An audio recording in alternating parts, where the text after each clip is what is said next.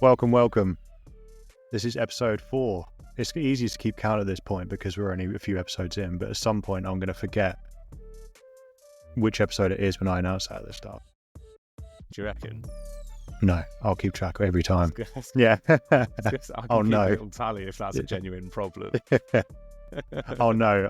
In fact, the title of this recording in Riverside said episode 3 and 4, so there's almost no chance of that happening, but yeah, welcome. Thanks for coming back. Or this might be your first one. And if it is, me and James, we chat, every week? Can't even remember when we said we'd do this now, but we sit down and we record a couple of episodes every now and then. But we talk about email marketing. We try and give you actionable advice. We try and give you some insights. We run an email marketing agency and we work with a bunch of clients on running newsletters. We do some D2C work as well. So we've got some stuff to say, and basically we wanted to use this podcast to share some of the information that we've come across, some of the findings that we've come to through the work that we've done. And definitely not to generate leads, right, Jamie? Oh, yeah, definitely. Just here to give value. Yeah, vibes and value. We should have just called it that, not send better emails, but Yeah, vibes and value. Yeah, that's why we're here.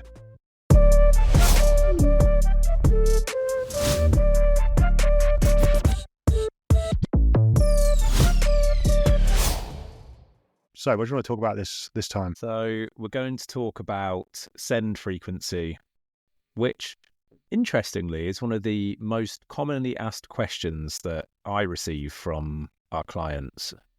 Yeah, it's that or what's a good open rate? Yeah. Are the two most common ones I get. Or how do I grow my list? Or how do I get subscribers? Oh, all But right, yeah. well, you've ruined it then. Sorry. You've just... But it's in the top 3. Here are 10 other questions that I get asked more regularly. According to ChatGPT, this is the most asked question. Yeah, how often should I send my newsletter? That's like a big one, right? And I think people ask that question because it's like, you know what I'm like for my metaphors, but when people ask that question, it's almost like asking your personal trainer how many sets have I got left. It's kind of like, well, how often do I have to send it, as opposed to how often should I? Does that make sense? Because people find it quite high effort to generate newsletter content. Yeah, that's a really nice way of putting it. I like the personal trainer. Yeah, stay tuned for more metaphors because you're going to drown in them. Oh God, and there's going to be more gym related ones as well. You can tell Yeah. that Jamie's been to the gym this morning for the first time in a while because I won't stop talking about it. it's top of mind. Yeah. Well, I'm not vegetarian anymore or vegan when I used to be. Otherwise, all of my metaphors would have been vegan metaphors. I remember your vegan phase. Yeah, that would have been even more insufferable. Yeah, you'd be like, just think of a murderer eating a burger. Yeah. And then Maybe we could make all of our metaphors kind of beard related because people latch onto that about us. we definitely, when we started the agency, we wanted to be the email guys, the newsletter guys, and we're the beard guys. We ended up being the beard guys and people Yeah. forget what we actually do. Yeah. We haven't successfully. This is partly why we're doing this podcast, because it's an audio format as well. So there will be some people out there who hopefully don't know what we look like, but have heard our views on emails. And those people might call us the email guys. They might do. Although I think the thumbnail will have our avatars on that have beards. Sorry. It's fine. Maybe we should just start selling beard products instead. That would be an interesting pivot. It would. Think of how But- good the email marketing would be, though, for that brand. It would. And people know us for beards already. Mm. Maybe we can re-release the Gillette song. Yeah, I like that. Yeah, Yeah. I like that. Do our own take. Be to beard. Oh, okay. That. I mean, Yeah. this was funny and then you've done that. So, all right, let's go back to send frequency. Yeah. Okay, so I think the obvious question here is how often should I send my newsletter? So let's just first explicitly say we're talking about B2B newsletters for this. What do you think? What's the minimum? Imagine if we were just like, yeah, it's exactly 9 days. Every 9 days you'd send it, and that was just the end of the podcast. I mean, there probably is a stat that exists that says you should send it every, I don't know, every 360 hours. well, Jamie, and that 5 stat would be minutes. wrong. At least it would be wrong for some people. And it won't surprise you to hear that my answer to your question is it strongly depends on a number of variables. Don't do this to us. Don't just say it depends. I'm like an MP, but for email marketing. No, it does depend. What I would say is this: I would say no more frequent than once a week, and no less frequent than once a month. Okay. If you're going to push me for something, objective, I would say that's quite a nice zone to be operating in, between weekly and monthly. And I would say monthly is fine, weekly is fine. Anything outside of that window could be too frequent or too infrequent. Okay, I like that. I think I will dispute that slightly. Go on. I think if you're launching a newsletter, that monthly is great, and is the minimum. And I think monthly is minimum for anyone. I do think that there is space when you have an engaged enough list to send more frequently than weekly. But that would be such a small percentage of the people listening to this podcast, and such a small percentage of the people that should be sending newsletters. Yeah. I think you can build this audience, and the proposition for your newsletter could be strong enough that sending more frequently than weekly would be a good idea. Yes. There's definitely a world in which that could be a possibility. I think the big things that hinge on that is the size of your list and your ability to potentially email some members of that list and not others, and also how interesting your content actually is, right? Because I think setting out to send something more regularly than every week puts onus on the person sending them to make them all interesting and worth sending. And if you get more frequent than once a week, that becomes quite a tall order for a B2B. So, yeah. But you're absolutely right. And Lord knows enough of these businesses struggle to even get one out monthly, right? So we need to set our expectations in a good place. I think, our newsletter is weekly. Yeah. And there's a reason why it's weekly. I guess, if we're talking about segmenting our audience, then maybe you're sending more emails per week, per month than you would be if you hadn't segmented your audience, because you're tailoring the content. Yeah. So do you think it's send frequency, or maybe it's receipt frequency? How often are people receiving emails and not how often are we sending them? You love that, don't you? You're trying to play it cool. Yeah, no. So, that was really nice. Oh, thanks, mate. Yeah, I really like that, because then we're thinking about the reader. Yeah. And we should always be trying to think of the recipient. Okay, what's the experience like for the person that signed up to my newsletter? If they're receiving emails all the time, then their experience might not be that good. If you're using their email address wisely, then you can create a great experience. You might be sending 10 emails a month, but maybe that recipient's only getting 2 of them, the ones that are most relevant to them. Yeah. I wish we'd have talked about this before we started recording this podcast, because now we have to think about it with a different frame about receipt frequency as opposed to send frequency. But you and I are good at kind of weaving bullshit and talking our way out of situations, so we'll be good. Okay, so monthly minimum, weekly kind of good sweet spot. More frequently if you've been doing it for some time and you've got a good audience that's engaged. Should you tell people how often you're going to send your emails? Yes. Yeah, I think it's really nice to set expectations at the point that someone's signing up. So when we write a value proposition for a newsletter on behalf of a client or for our own newsletters, we would probably mention the amount of emails that they're going to receive. And I think that's good, because for a lot of prospective subscribers, there is a lot of inbuilt cynicism when it comes to entering your email into a box and hitting a button. People are worried that they're going to be spammed, that they're going to receive emails every day, that they're going to be bombarded. And so saying we send you a weekly hit of e-commerce tips or a monthly dose of SEO wisdom or whatever it might be, is a nice way of managing those expectations and sort of saying, no, we're this is what you're going to get, this is what we're going to stick to, and we're not going to abuse the fact that you've put your trust in us. Nice. Yeah. But do you think, Jamie, is there a danger in sort of publicly committing in that way? Sort, again, let's go back to the gym. I don't necessarily want to tell the whole of Norwich that I'm going to start going to the gym every week in 2025, because what if I don't? Because it would be a blatant fucking lie. That's why. No, you're right. And there's this embarrassment, and I think that is dangerous. But in reality, if you miss a week, no one really cares. I think making sure that we commit to the frequency that we promised isn't as important as you might think, right? I mean, who's missing out from you skipping a week? Really. Oh, but think of all that value that you give every week that people look forward to. Mm. No, I completely agree. Yeah, and sometimes you just don't have anything to offer that week, and that's kind of all right. And I've played around with the idea of, if I can't get a newsletter out, and this might be a terrible idea, but we're always about creative and innovative solutions when it comes to email marketing here. So I've played around with the idea of thinking, I just can't get a newsletter out this week because I haven't got the brain space to dedicate to getting one out.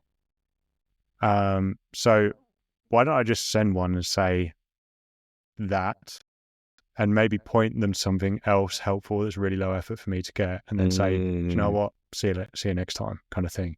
And whether that kind of refreshing honesty and authenticity is a good thing, or whether it's just like, Jamie, get over yourself. Like, if you haven't got anything valuable to say, then just don't bother sending one. Like, no one's going to care. No, I really like that. I think that's a cool idea. I like that, breaking the fourth wall. So as an aside, definitely do that one week. Because there's probably a lesson to be given about what happens when you're in that situation. Because obviously we're quite lucky in that we can get away with that, because the topic we're emailing about is email marketing and writing newsletters. But a lot of people listening won't have that privilege. They can't break the fourth wall in that regard when it comes to sending a newsletter. So offering some advice about, okay, what do you do if you're in that situation, would be valuable. I think there is one of my favorite things to tell people is how little people give a shit about their emails. And I think that is a really important message for this podcast. And it's not to denigrate the value that you're giving. You could be writing the most interesting, value-rich newsletters every week and sending them out to a super dedicated audience that have opted in and who you've met in person. And even then, if you miss a week, nobody's going to notice. And even if they do notice, they're going to be forgiving and it's going to be fine. Nobody is going to send an angry email saying, where's my newsletter this week? It's just not going to happen. It's not the way people behave. Imagine how good your newsletter would be for someone to have to send an angry email saying, where's the newsletter this week? It would honestly be the dream to be in that sort of situation. Yeah, for sure. So I think, if we're talking about missing a week then, and I now have a really tidy excuse to miss a week because you've given me permission to send a newsletter that just says I can't be bothered this week. If it doesn't matter that much to the receiver, then why are we so insistent that people stick to a send frequency? So we discussed this a little bit earlier, and actually it was your point that I love. So I'm stealing this directly from you, Jamie. But you mentioned the impact that it had on the sender as being the main reason to make sure that you stay consistent. Do you want to share the third gym analogy for this episode? Third gym analogy, yeah. You could have just stolen that. Yeah, I was going to, and then I thought, you know what? No, you deserve the limelight. I would like to say that I wouldn't have called you out live on the recording, but I probably would have done, and that would have been embarrassing. So I think the impact that not sticking to your send frequency has on the sender, not on the recipient.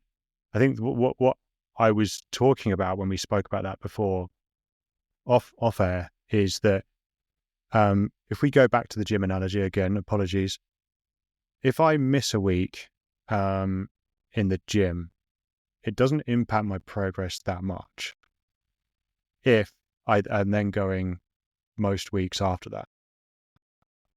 The impact that it has on me, though, is that I'm more likely to not go in the following weeks.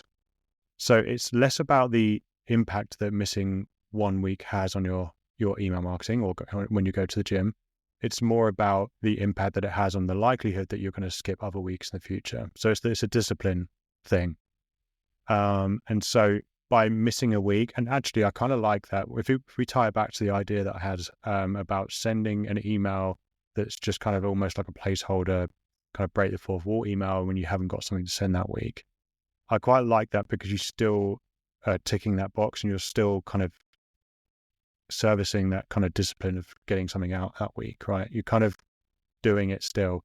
It's like my wife tells me when I very infrequently go to the gym, she's like, well, just go and just do something, and just to get your body moving. And then once you're down there, you'll probably end up doing something more anyway. So, gym analogy over, and I'll try my best not to bring it up, but I think that's the biggest impact. It's on the sender, not necessarily on the recipient.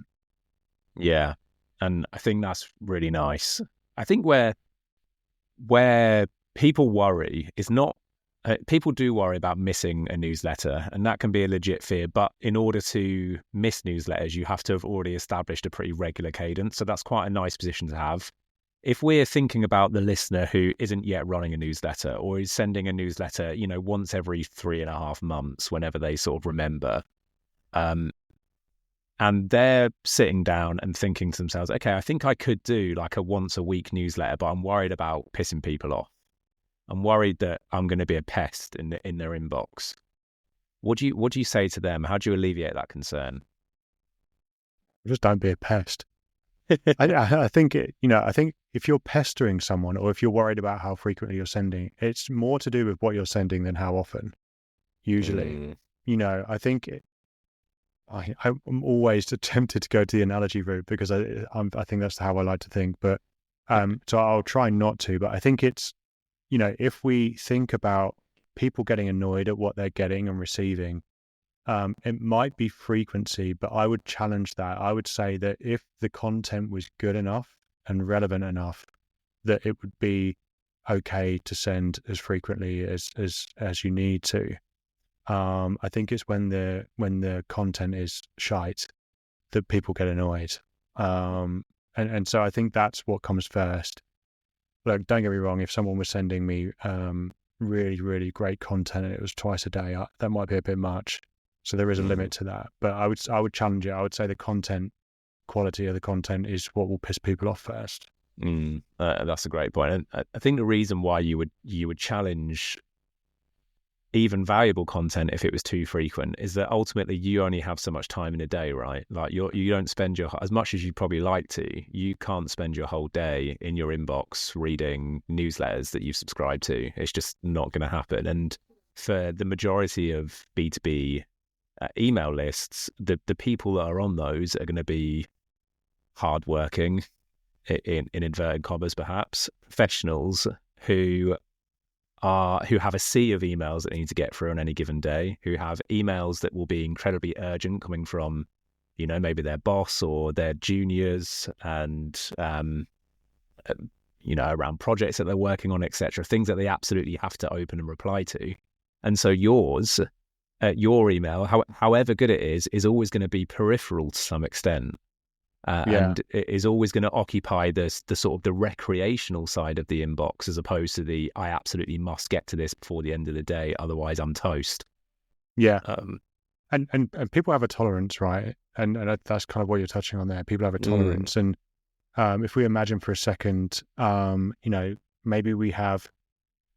there's a lady sat in a bar, and a number of guys have come up to this lady in the bar and have tried chat up lines. Maybe it's 1, 2, 3, and then maybe with the fourth bloke.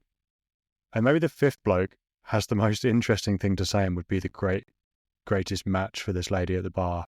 But because he's number 5, and because her tolerance and her patience is now so short that it doesn't matter what he says, her tolerance has run out.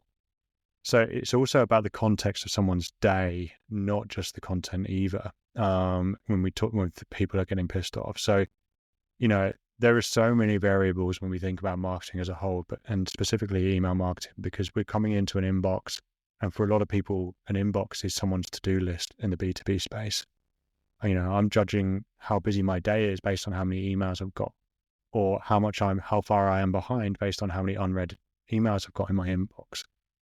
So sometimes if I'm trying to get that number down and trying to catch up, there might be some great content that I'll miss because I'll just mark it as read and then I'll move on. So I think that's also important to think about, and we have almost no control over that. I just want to say for the listener that even though Jamie's last analogy was about a woman at a bar, he actually meant barbell, as in a bar that you'd find in a gym. It was also a gym analogy. So Jamie, I think what you've touched on there is something that probably deserves its very own episode, but I like how we sort of swapped roles, by the way, and I've become I'm enjoying being the one to ask the questions, put you on the spot.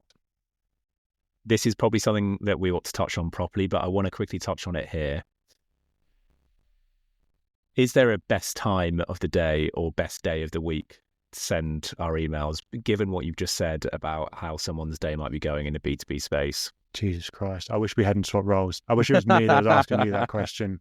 Oh, God. I mean, if you Google this question, you'll get answers, right? And you'll get answers based on some kind of research that would have happened.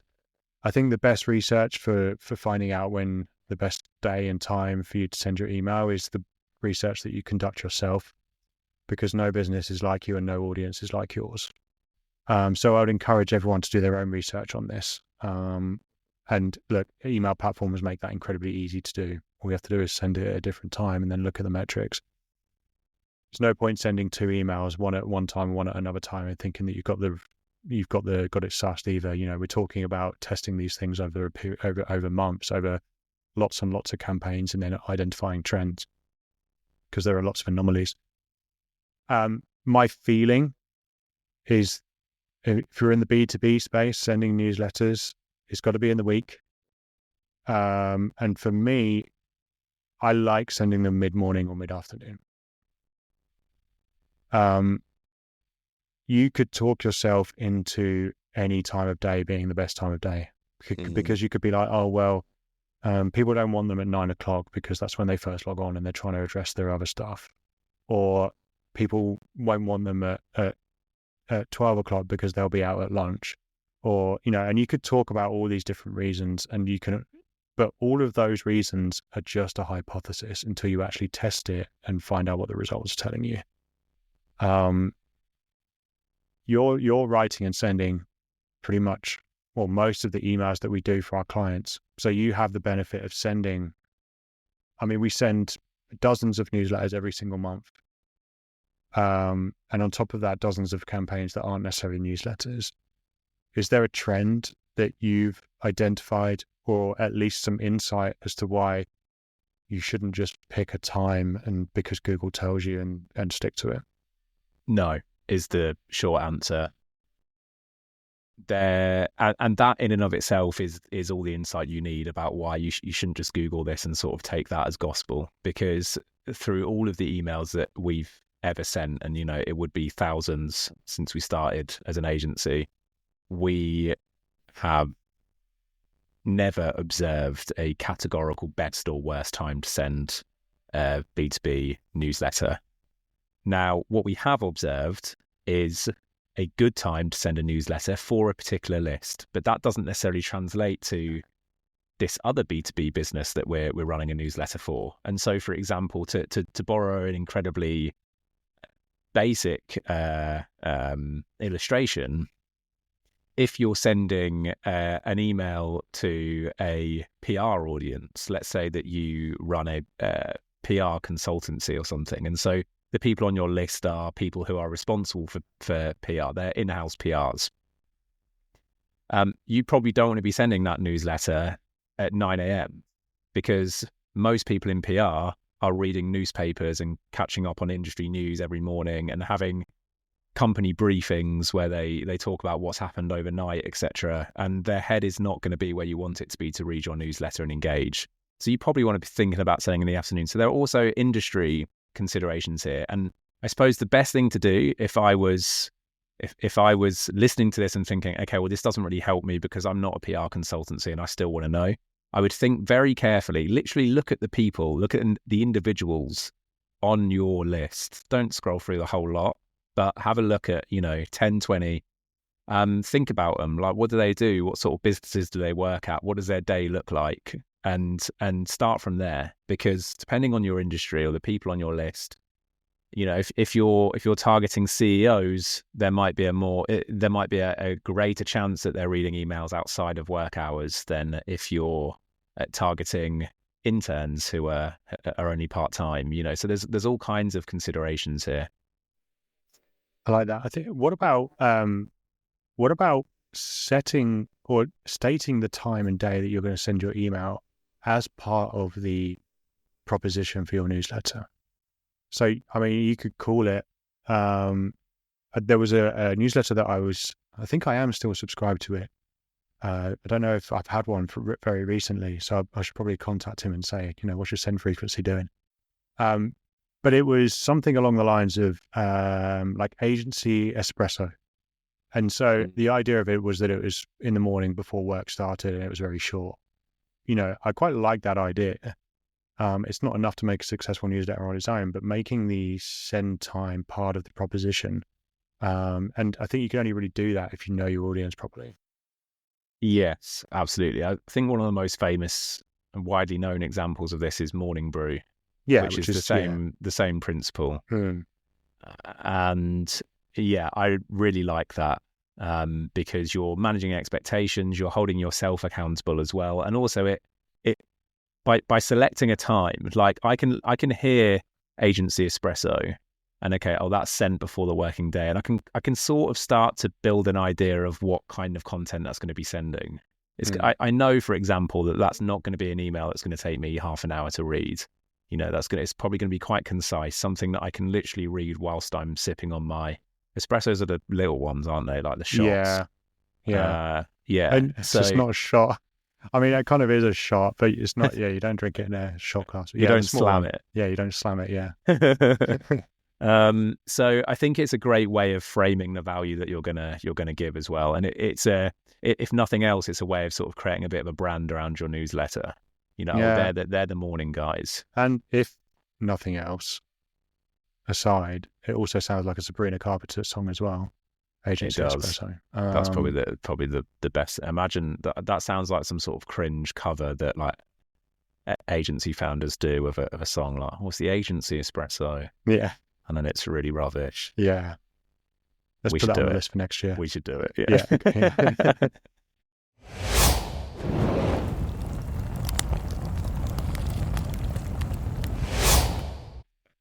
Okay, let's do hot take. This episode's hot take presented to you by James and Jamie. I wish we had someone else here to introduce us. We need like a hot sauce as a sponsor.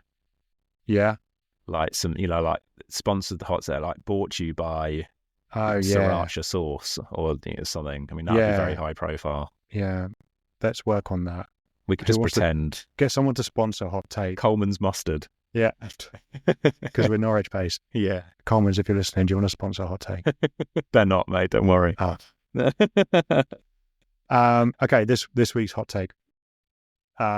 So I think this is going to be the easiest hot take ever. In fact, maybe it's one that we do together again. No. You do yours. Okay, fine. You do.